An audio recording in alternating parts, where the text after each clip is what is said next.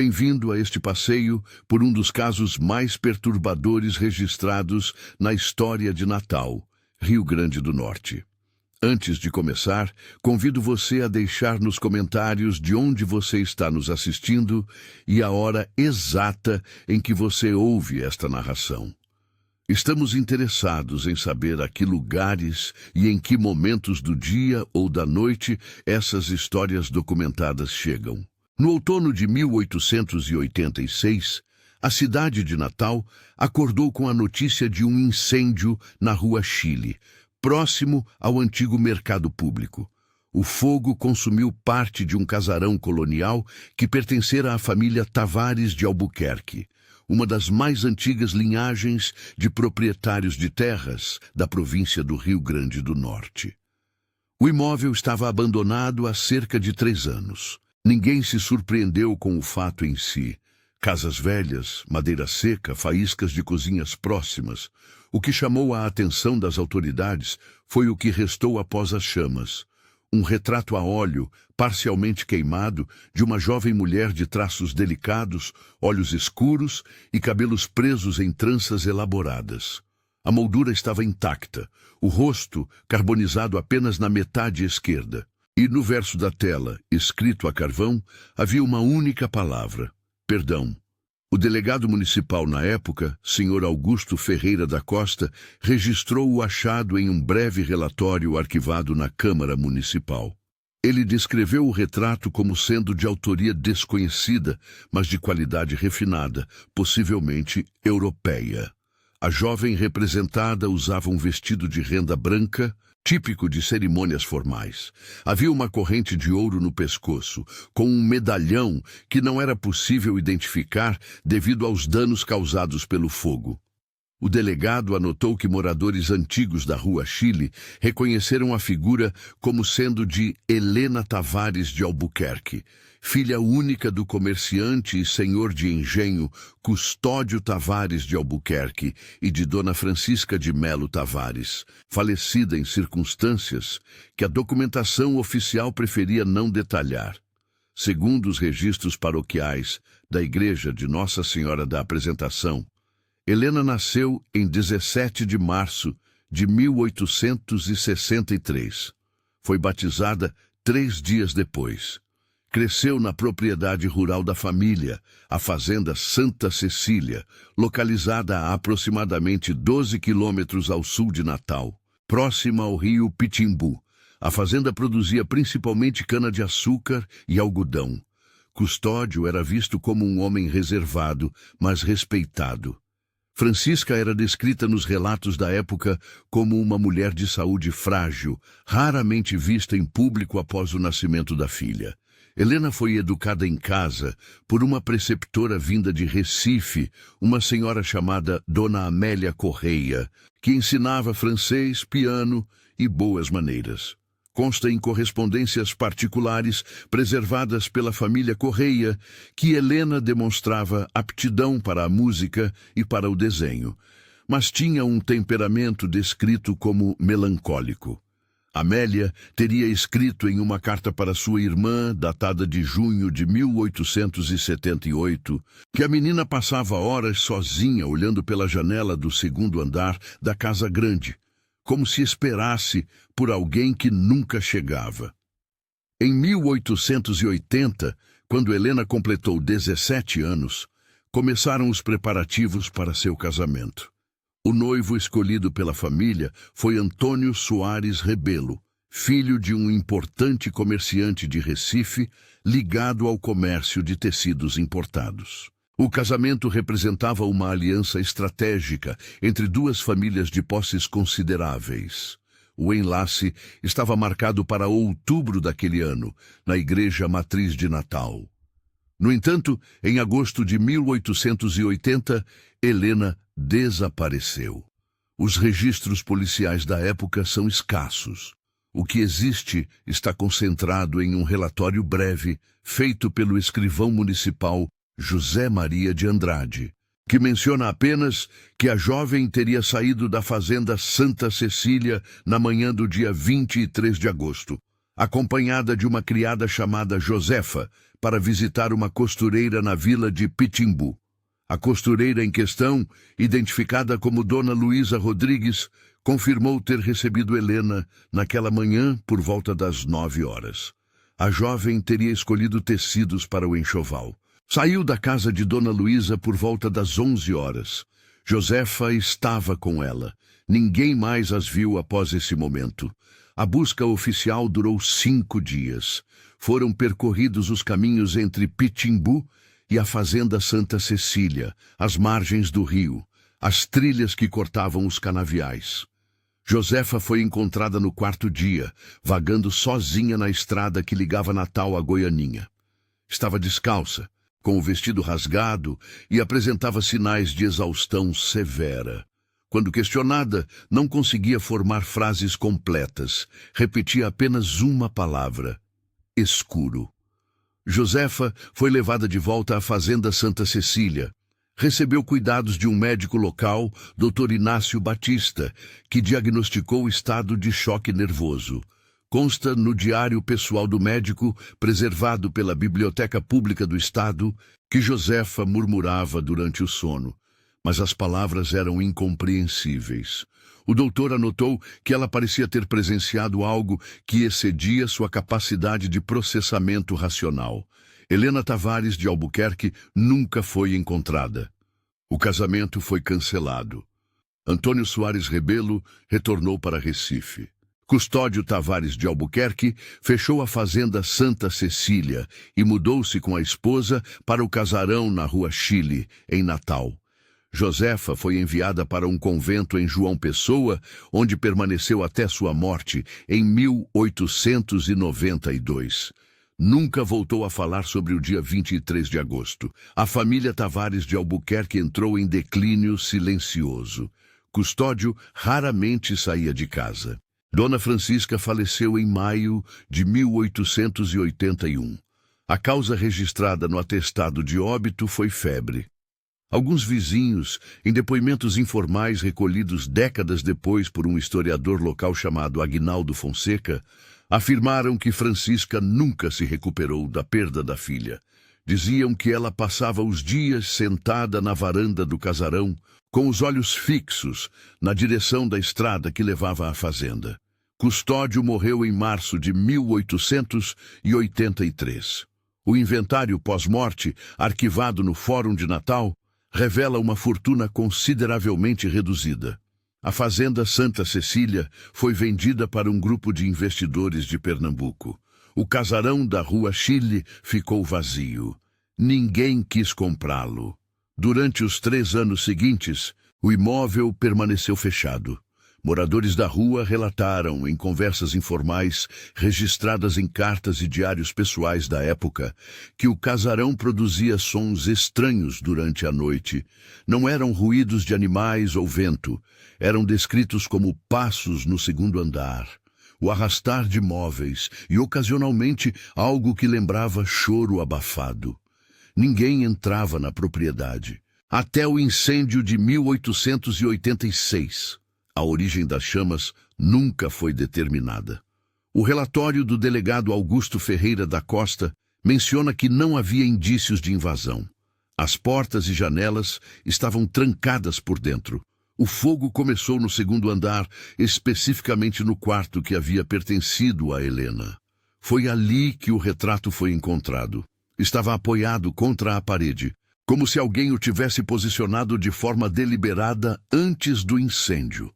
O delegado tentou localizar parentes da família Tavares de Albuquerque para devolver o retrato, mas não encontrou ninguém. Os registros indicam que a linhagem havia se extinguido com a morte de Custódio.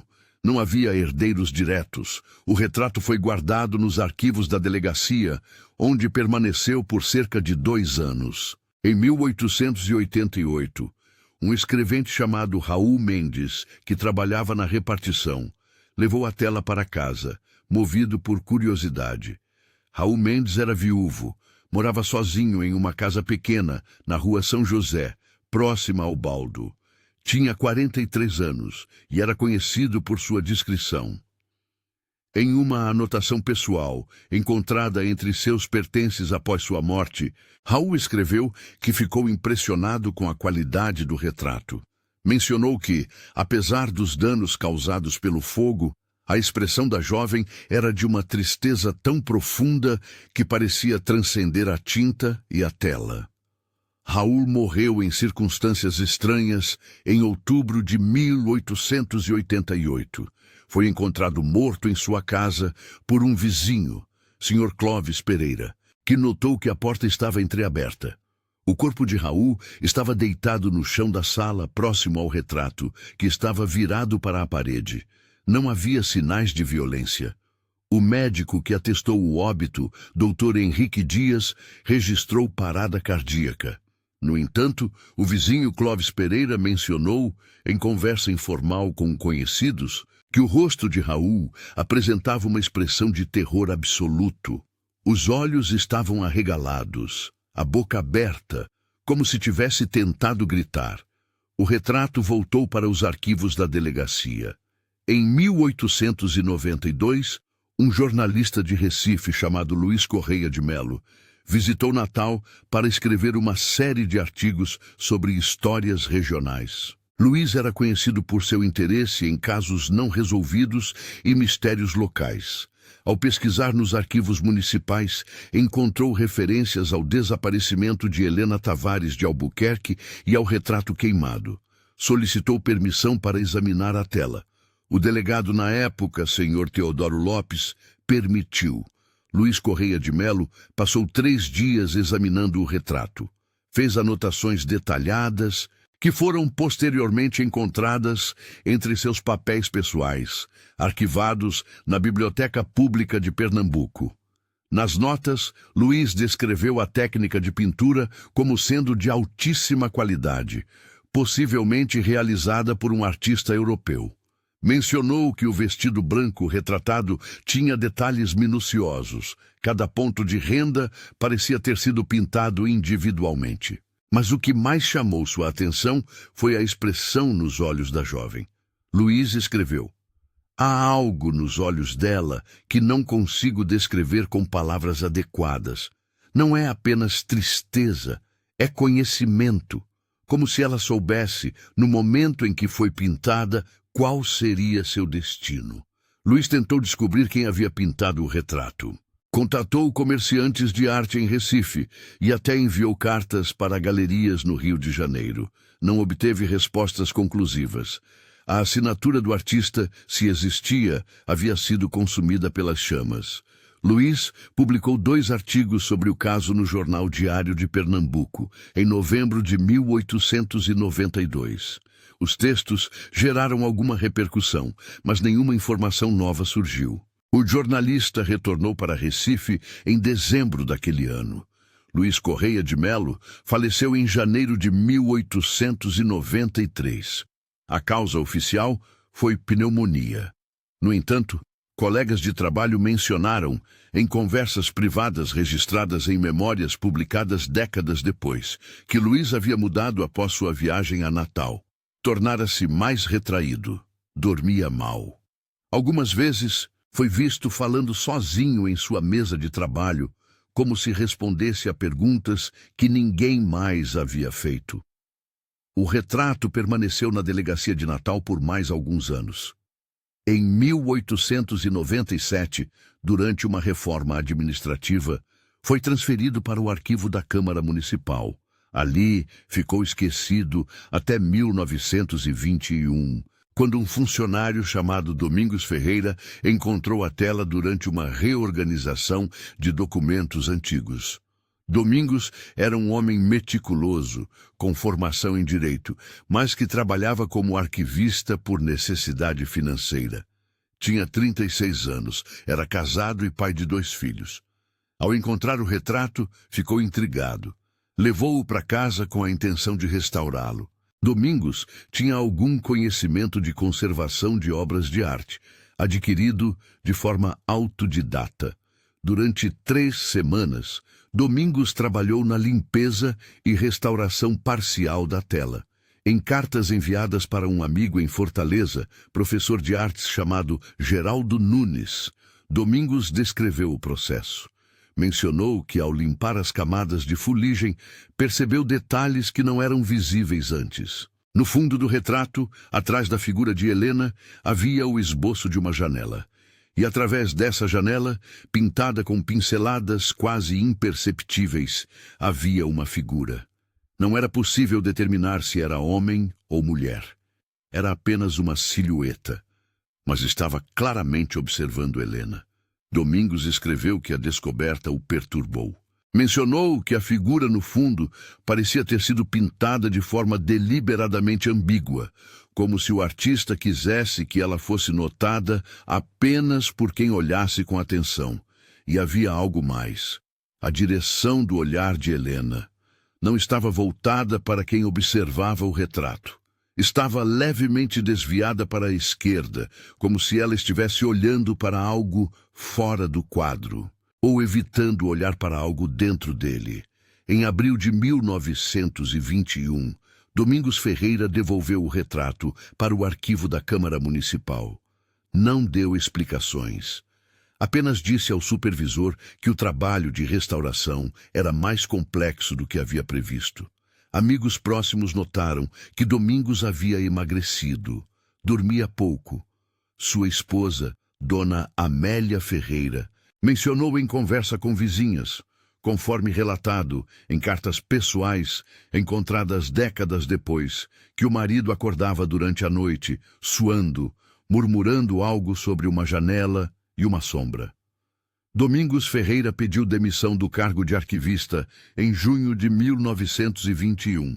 Mudou-se com a família para Mossoró, onde passou a trabalhar como escrivão em um cartório. Nunca mais voltou a Natal. O retrato foi novamente esquecido nos arquivos. Em 1938, uma professora de história chamada Dona Margarida Lopes, que lecionava no Ateneu Norte Rio-Grandense, começou um projeto de pesquisa sobre famílias tradicionais do Rio Grande do Norte. Durante suas investigações, encontrou referências ao caso de Helena Tavares de Albuquerque. Interessou-se pelo tema. Solicitou acesso aos arquivos municipais e localizou o retrato. Dona Margarida era uma mulher de 52 anos, solteira, conhecida por sua dedicação ao trabalho acadêmico. Em anotações pessoais, preservadas por uma sobrinha, ela descreveu sua primeira impressão ao ver o retrato. É impossível não sentir que há uma história não contada por trás desses olhos. Não é apenas a expressão facial, é a qualidade da luz. O artista pintou a luz de uma forma que sugere ausência, não presença, como se a jovem já estivesse desaparecida no momento em que foi retratada. Dona Margarida dedicou os 2 anos seguintes à pesquisa sobre Helena Tavares de Albuquerque. Consultou registros paroquiais, inventários, correspondências privadas, diários de época. Entrevistou descendentes de famílias que haviam conhecido os Tavares de Albuquerque. Visitou a antiga fazenda Santa Cecília, que na época estava abandonada, transformada em ruínas cobertas por vegetação. A fazenda ficava em uma região de mata fechada, próxima ao rio Pitimbu. O acesso era difícil por uma estrada de terra que se tornava intransitável durante as chuvas. A casa grande ainda estava de pé, mas em estado avançado de deterioração. As paredes externas estavam cobertas por trepadeiras. O telhado havia desabado em vários pontos.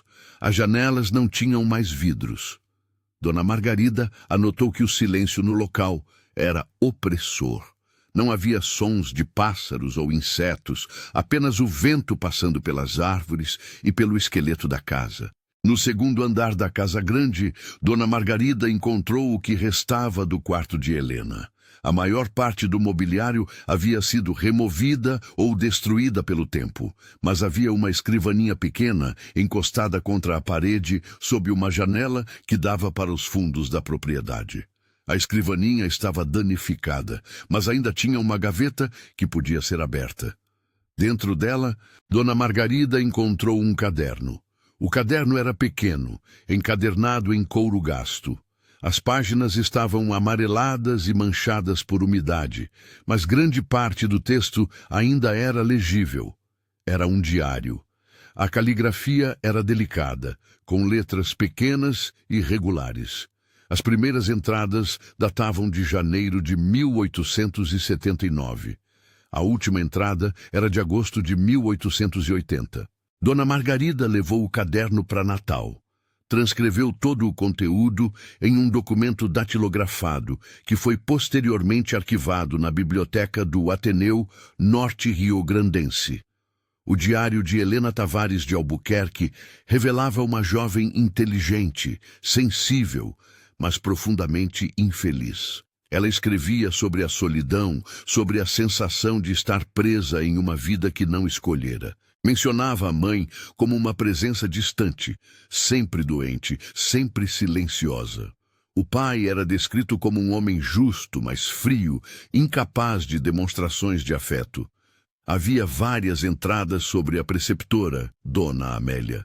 Helena parecia ter afeto genuíno por ela. Escrevia sobre as aulas de piano, sobre as conversas em francês, sobre os livros que Dona Amélia trazia de Recife. Mas também havia entradas perturbadoras. Em março de 1879, Helena escreveu: "Hoje vi o homem novamente. Estava na beira do rio, observando a casa. Quando tento olhar diretamente para ele, meus olhos parecem escorregar. É como se ele não quisesse ser visto, mas ao mesmo tempo faz questão de que eu saiba que está ali." Não havia mais referências diretas a esse homem nas entradas seguintes, mas começaram a aparecer menções a sonhos. Helena escrevia que sonhava frequentemente com um quarto escuro, sem portas ou janelas. No sonho, ela estava sentada no chão, e havia alguém sentado ao seu lado, tão perto que ela podia sentir o calor, mas não conseguia ver quem era. A presença não falava, apenas respirava. E a respiração tinha um ritmo estranho, como se não fosse completamente humana. Em junho de 1880, as entradas tornaram-se mais espaçadas. Helena mencionou o noivado com Antônio Soares Rebelo. Escreveu: "Não o amo, não o conheço. Mas talvez isso não importe. Talvez o casamento seja apenas outra forma de solidão, e eu já estou acostumada com ela."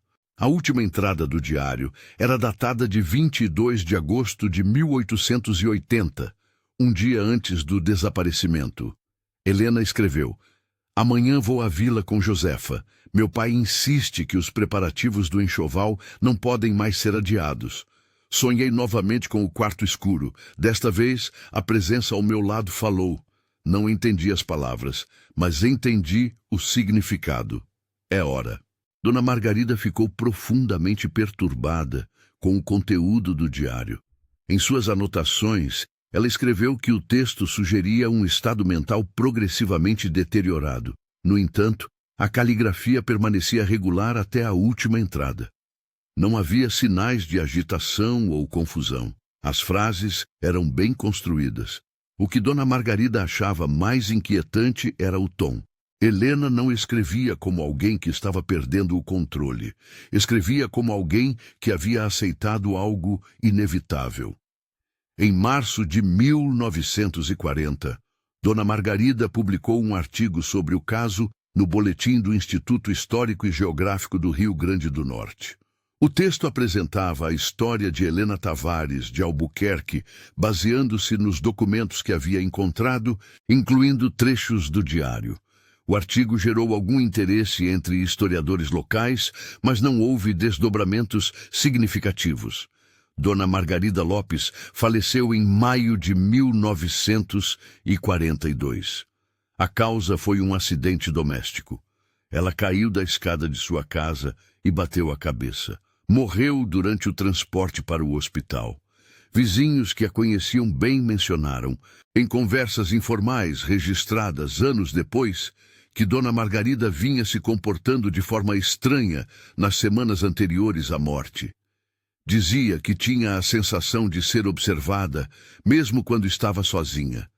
Trancava todas as portas e janelas da casa, mesmo durante o dia. Algumas vezes foi vista parada diante da janela de seu quarto, olhando para a rua vazia, como se esperasse por alguém. O retrato de Helena Tavares de Albuquerque permaneceu nos arquivos da Câmara Municipal até 1953, quando foi transferido para o Museu Histórico de Natal, que havia sido inaugurado 2 anos antes. A tela foi catalogada e guardada em um depósito, junto com outras peças que aguardavam restauração ou exibição futura. Em 1961, um restaurador de arte chamado Walter Meirelles foi contratado pelo museu para avaliar o acervo. Walter tinha 48 anos, formação em artes plásticas pela Escola Nacional de Belas Artes do Rio de Janeiro e experiência considerável em conservação de obras antigas. Ao examinar o retrato de Helena, Walter ficou impressionado com a qualidade técnica. Em um relatório interno, ele escreveu que a obra era de nível europeu, possivelmente de um artista treinado na escola francesa ou italiana. No entanto, havia algo perturbador na execução. Walter mencionou que as sombras no rosto de Helena haviam sido pintadas de uma forma que criava a ilusão de movimento. Dependendo do ângulo de observação e da iluminação, a expressão da jovem parecia mudar. Às vezes, ela parecia triste. Outras vezes, parecia assustada. E em certos momentos, sob luz fraca, parecia que ela estava sorrindo. Walter Meirelles iniciou o trabalho de restauração em agosto de 1961. Durante o processo, ele removeu camadas de sujeira e verniz oxidado. À medida que limpava a tela, mais detalhes se revelavam.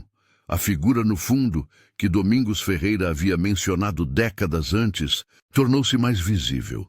Walter confirmou que havia uma silhueta na janela, pintada com traços tão leves que pareciam quase transparentes. Mas havia algo mais. No canto inferior direito da tela, sob uma camada grossa de verniz escurecido, havia uma inscrição. Walter conseguiu torná-la legível após semanas de trabalho cuidadoso. A inscrição dizia: "Para aquela que vê o que não deveria. 1880. Walter não conseguiu identificar a autoria da inscrição. Poderia ter sido feita pelo próprio artista ou por outra pessoa posteriormente. A caligrafia era diferente da assinatura parcialmente queimada que havia no canto oposto. Walter tentou localizar registros de artistas que estiveram no Rio Grande do Norte durante 1880, mas não encontrou informações conclusivas. O que ele descobriu foi que, naquele ano, um pintor retratista chamado Auguste Moreau havia visitado Recife.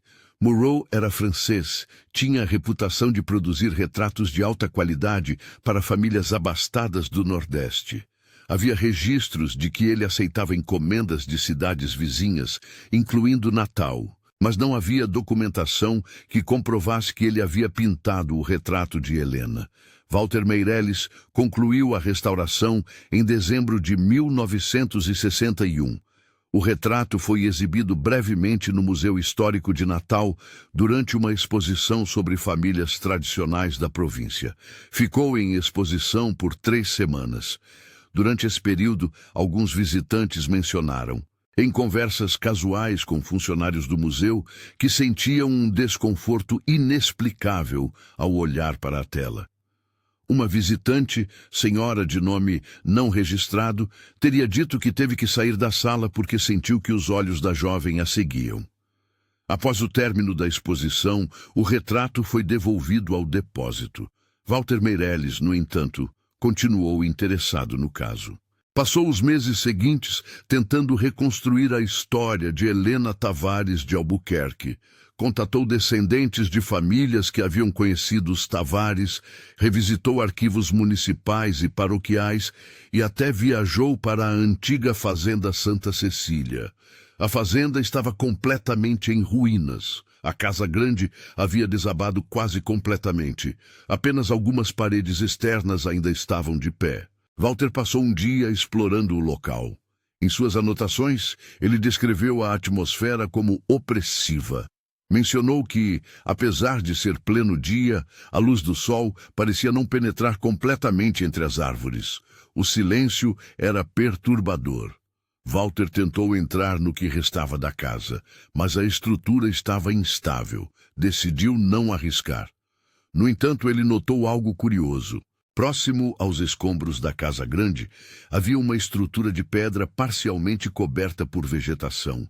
Parecia ser a entrada de um porão ou adega. Walter tentou afastar a vegetação, mas a entrada estava bloqueada por destroços. Ele anotou a localização e planejava retornar com o equipamento adequado, mas nunca o fez. Walter Meirelles faleceu em junho de 1963. A causa foi infarto fulminante. Ele estava trabalhando sozinho em seu ateliê em Natal quando foi encontrado por um assistente na manhã seguinte. O corpo estava no chão, ao lado de uma bancada onde Walter costumava trabalhar. Sobre a bancada havia fotografias do retrato de Helena Tavares de Albuquerque.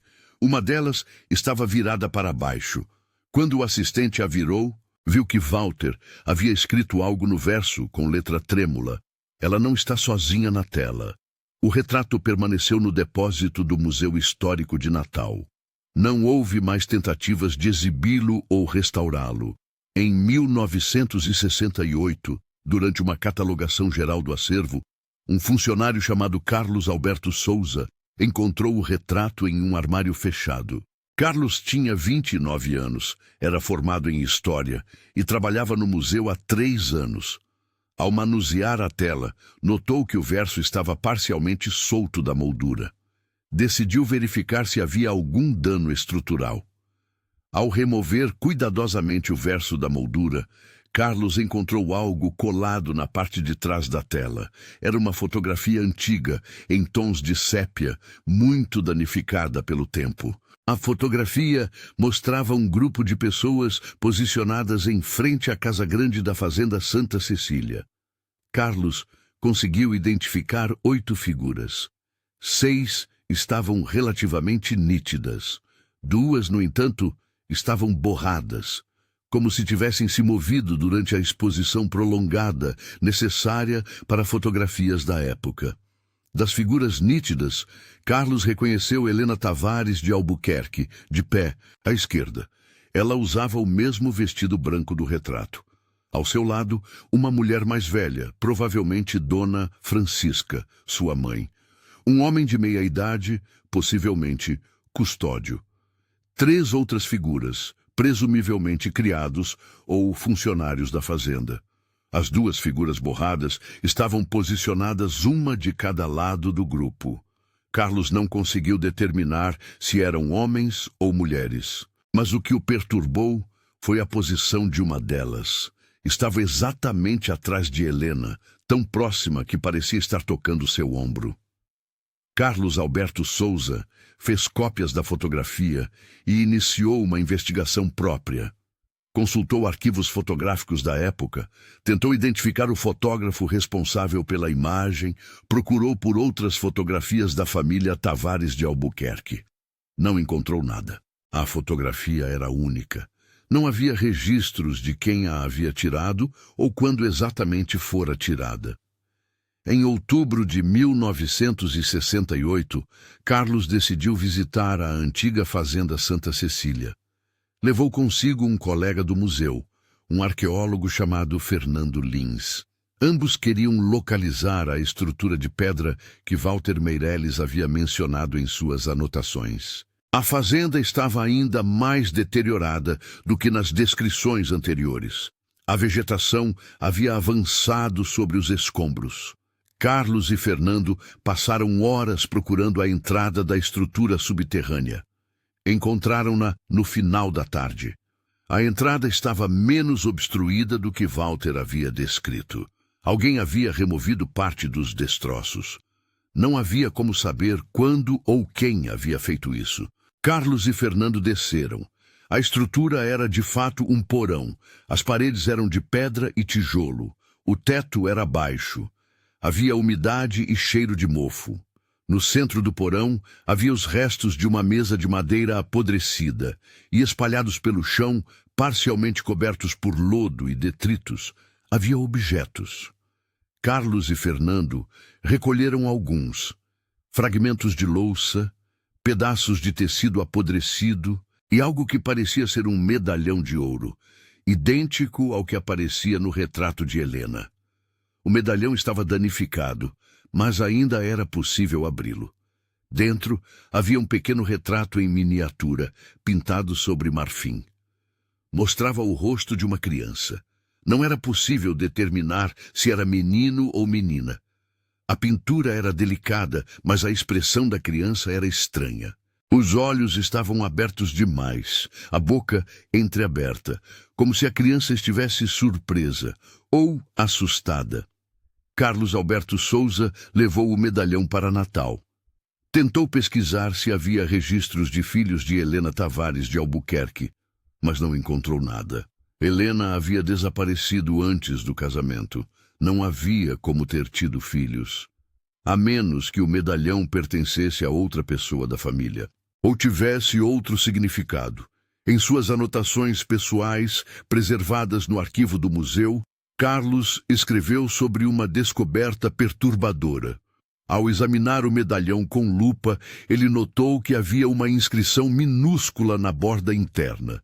Estava quase apagada, mas era legível com luz adequada. A inscrição dizia 1879, o preço do silêncio.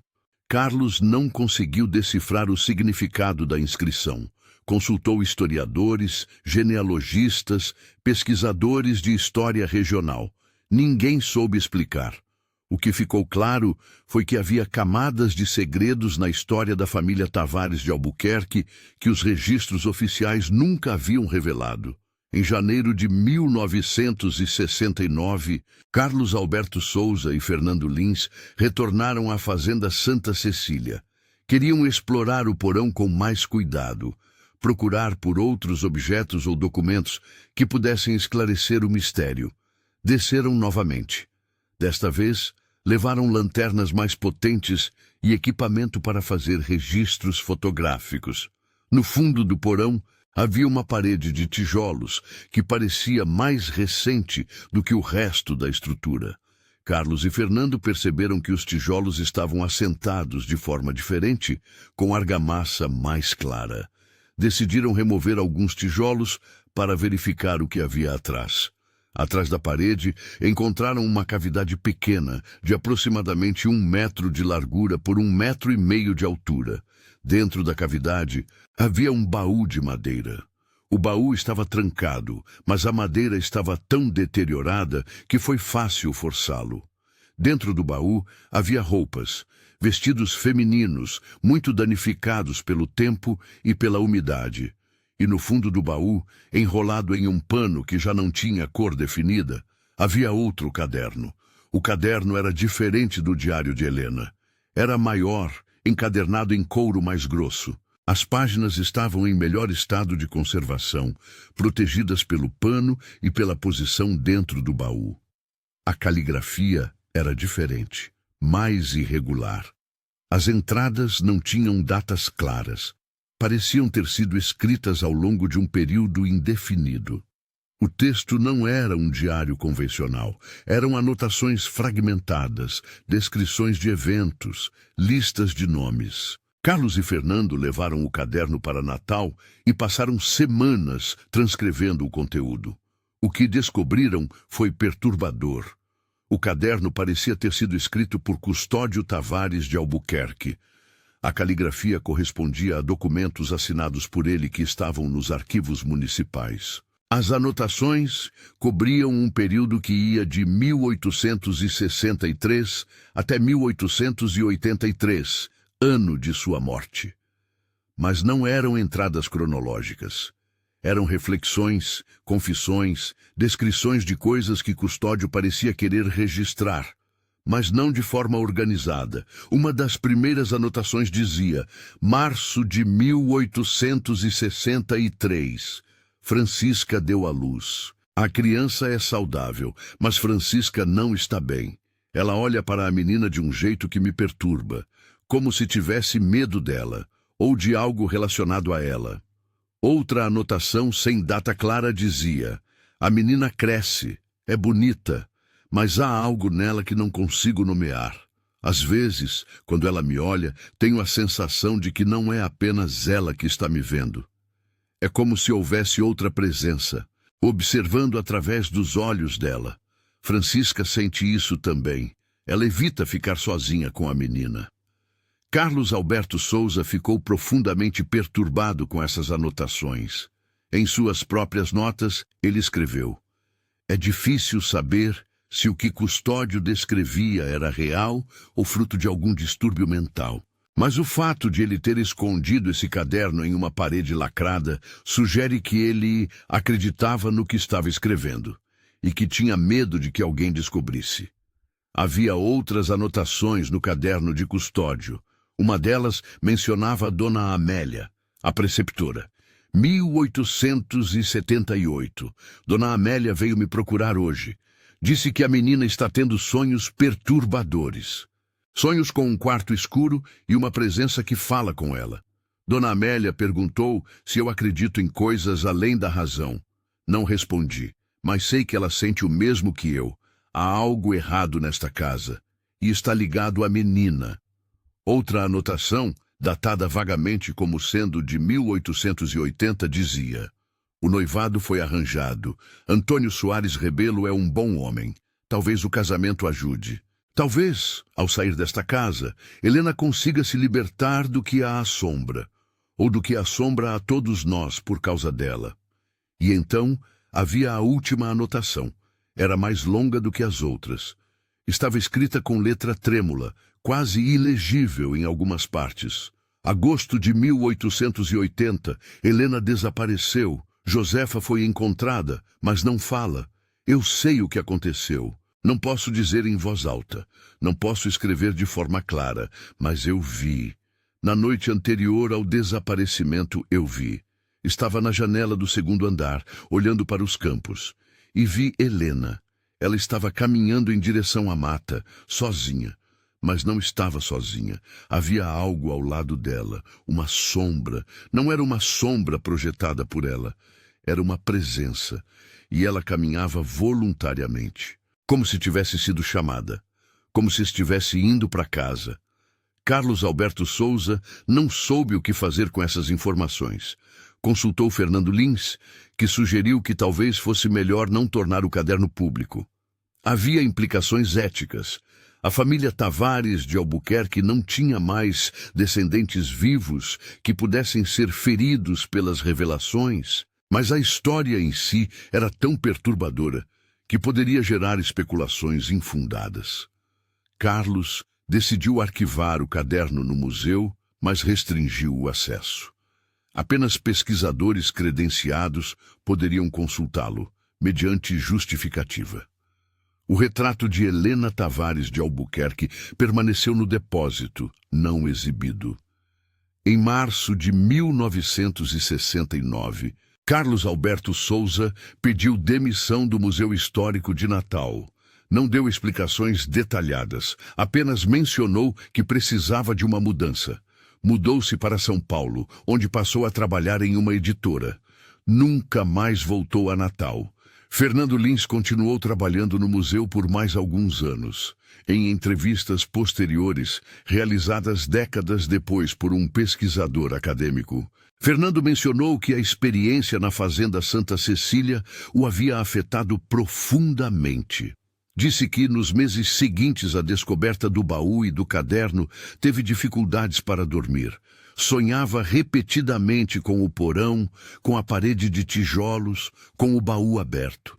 E nos sonhos sempre havia algo mais dentro do baú. Algo que eles não haviam visto, ou que haviam visto, mas preferido não reconhecer. O retrato de Helena Tavares de Albuquerque permanece no acervo do Museu Histórico de Natal. A tela está arquivada em condições controladas de temperatura e umidade, em um depósito fechado ao público. O medalhão encontrado no porão está catalogado como parte da mesma coleção. O caderno de Custódio Tavares de Albuquerque está restrito a pesquisadores. Em 1976, houve uma tentativa de organizar uma exposição sobre histórias não resolvidas do Rio Grande do Norte. O retrato de Helena seria uma das peças centrais, mas a exposição foi cancelada antes da inauguração. O motivo oficial nunca foi divulgado. Funcionários do museu, em conversas informais, mencionaram que o diretor na época teria tido uma experiência desagradável ao manusear o retrato durante os preparativos. Ele teria dito que, ao olhar para a tela sob luz artificial da noite, teve a impressão de que a expressão de Helena havia mudado, que ela não estava mais triste, estava sorrindo. E o sorriso era de alguém que sabia de algo que ninguém mais deveria saber. A Fazenda Santa Cecília foi completamente destruída por um incêndio em 1981. A causa nunca foi determinada. O local está abandonado. A vegetação cobriu o que restava das estruturas. O porão, se ainda existe, está inacessível. Em 2005, um grupo de estudantes de História da Universidade Federal do Rio Grande do Norte visitou o local como parte de um projeto de pesquisa sobre arquitetura rural do século XIX. Não encontraram nada de relevância. Tiraram fotografias das ruínas. Em uma das fotografias, tirada ao entardecer, há uma anomalia visual. No canto superior direito da imagem, entre as árvores, há uma mancha clara. Não parece ser reflexo de luz ou defeito da câmera. Parece ser uma figura. Os alunos não notaram isso quando tiraram a fotografia. Só perceberam ao revisar as imagens no computador. A figura não estava em nenhuma outra fotografia tirada no mesmo local, antes ou depois. A professora responsável pelo projeto, doutora Luciana Martins, mencionou o incidente em um artigo publicado em 2007 sobre preservação de patrimônio histórico em ruínas. Ela escreveu que anomalias visuais em fotografias de locais abandonados são comuns, causadas por uma variedade de fatores técnicos e ambientais. Mas também mencionou que os alunos ficaram perturbados com a imagem. Um deles teria dito que a figura na fotografia lembrava a descrição de Helena Tavares de Albuquerque que ele havia lido em documentos de arquivo. A professora não deu continuidade ao assunto. O projeto foi encerrado. O retrato permanece guardado. O caso de Helena Tavares de Albuquerque permanece não resolvido. Oficialmente, ela é listada como pessoa desaparecida em 1880. Não há corpo, não há certidão de óbito, apenas registros fragmentados, objetos esquecidos e uma tela pintada que parece carregar mais do que tinta e memória. Em 2018, durante uma digitalização de acervos históricos do Rio Grande do Norte, o retrato de Helena foi fotografado em alta resolução. As imagens foram disponibilizadas em um banco de dados online para pesquisadores. Uma das imagens, ampliada digitalmente, revelou algo que não havia sido notado antes. Na pupila esquerda de Helena, há um reflexo minúsculo. Não é possível ver com clareza usando apenas os olhos, mas com ampliação digital, torna-se visível. É uma figura. Está de pé atrás de Helena, presumivelmente atrás do artista que a pintava. A figura não tem feições definidas, é apenas uma sombra, mas está claramente ali, capturada no momento em que o artista registrava o olhar de Helena. Ninguém sabe se o artista incluiu esse reflexo intencionalmente, ou se foi uma consequência técnica da forma como a luz incidia no momento da pintura, ou se representa algo mais. O que se sabe é que Helena Tavares de Albuquerque desapareceu em agosto de 1880, na estrada entre Pitimbu e a Fazenda Santa Cecília, que Josefa, a única testemunha, nunca voltou a falar sobre o que aconteceu, que Custódio Tavares de Albuquerque escreveu em um caderno escondido que viu a filha caminhando voluntariamente em direção à mata, acompanhada por algo que ele não conseguia nomear, e que décadas depois, pessoas que tiveram contato com o retrato de Helena relataram sensações inexplicáveis de desconforto, medo ou a impressão de serem observadas. A última pessoa a examinar o retrato de forma detalhada foi uma conservadora de arte chamada Doutora Beatriz Almeida. Em 2022, ela foi contratada pelo museu para avaliar o estado de conservação da tela, considerando a possibilidade de uma futura exibição. Doutora Beatriz passou 3 dias examinando a obra. Em seu relatório técnico, ela descreveu a pintura como sendo de qualidade excepcional, com técnicas consistentes com a escola francesa de meados do século XIX.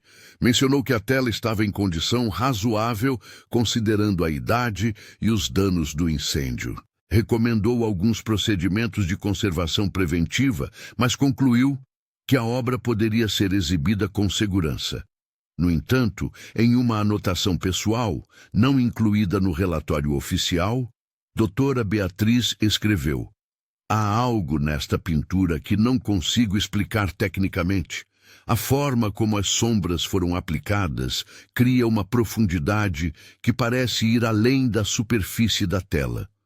Em certos momentos, sob luz natural, tenho a impressão de que estou olhando não para uma representação, mas para uma janela. E do outro lado dessa janela, há alguém olhando de volta." Doutora Beatriz Almeida concluiu seu trabalho e retornou para Recife. 3 meses depois, em correspondência por e-mail com uma colega, ela mencionou que ainda pensava no retrato. Disse que, às vezes, acordava durante a noite com a imagem de Helena em sua mente. Não era um pesadelo. Era apenas a memória do olhar da jovem, mas a memória era tão vívida que parecia real. Como se Helena estivesse realmente ali, na escuridão do quarto, observando. O retrato de Helena Tavares de Albuquerque continua guardado no Museu Histórico de Natal. Não há planos atuais para exibi-lo. A história de seu desaparecimento permanece sem resposta definitiva. Os documentos encontrados por pesquisadores ao longo das décadas oferecem fragmentos, pistas, mas nunca uma conclusão clara.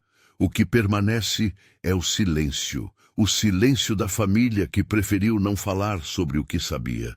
O silêncio de Josefa, que viu algo e nunca conseguiu ou nunca quis descrever. O silêncio de Custódio, que escreveu suas confissões em um caderno e o escondeu atrás de uma parede.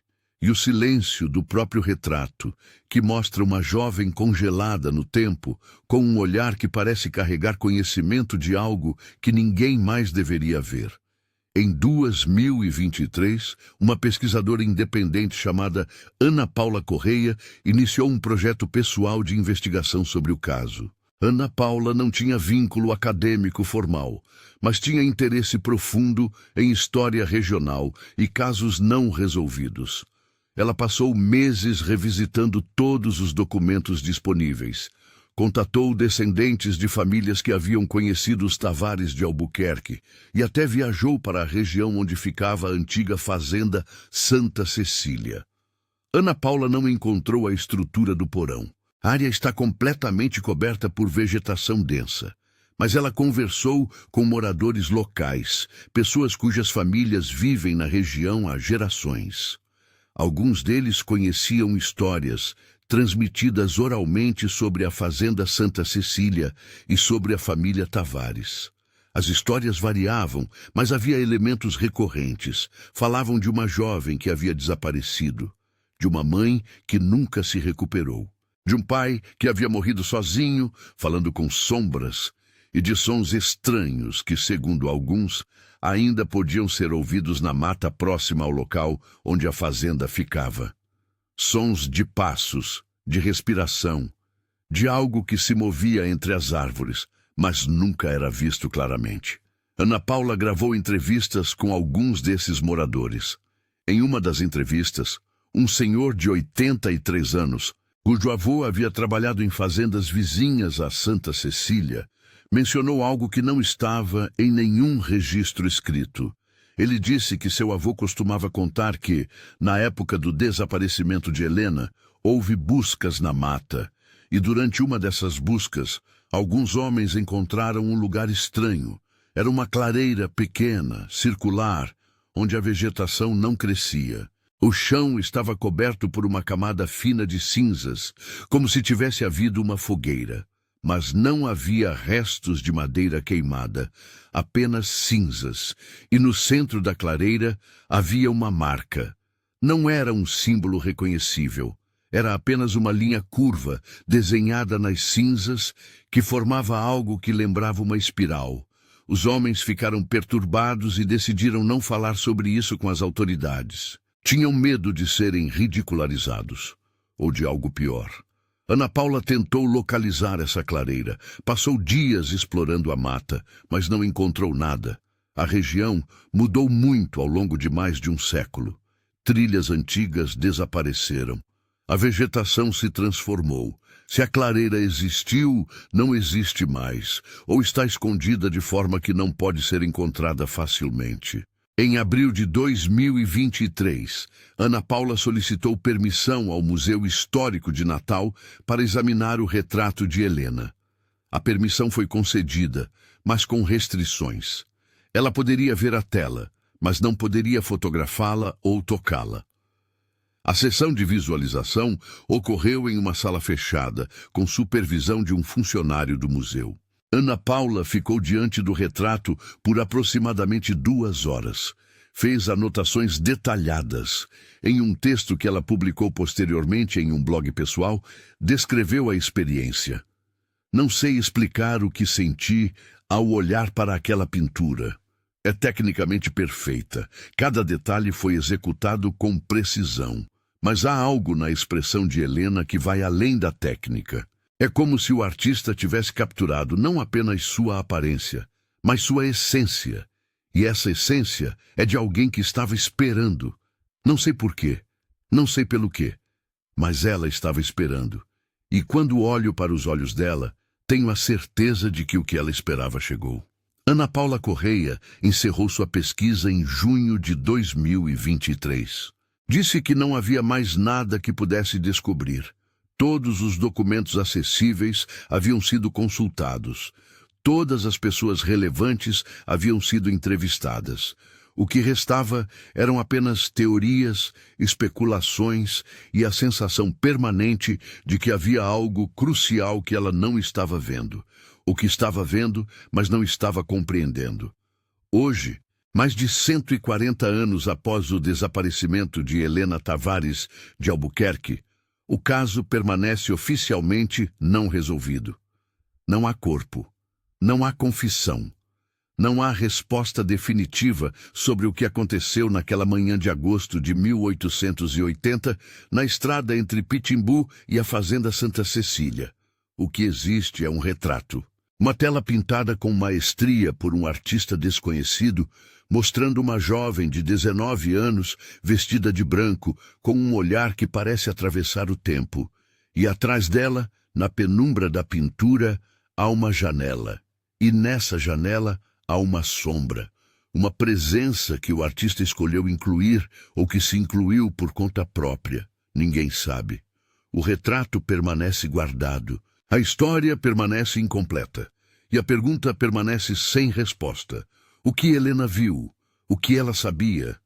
E para onde ela foi quando caminhou voluntariamente em direção à mata, acompanhada por algo que seu pai não conseguiu nomear? Talvez nunca saibamos.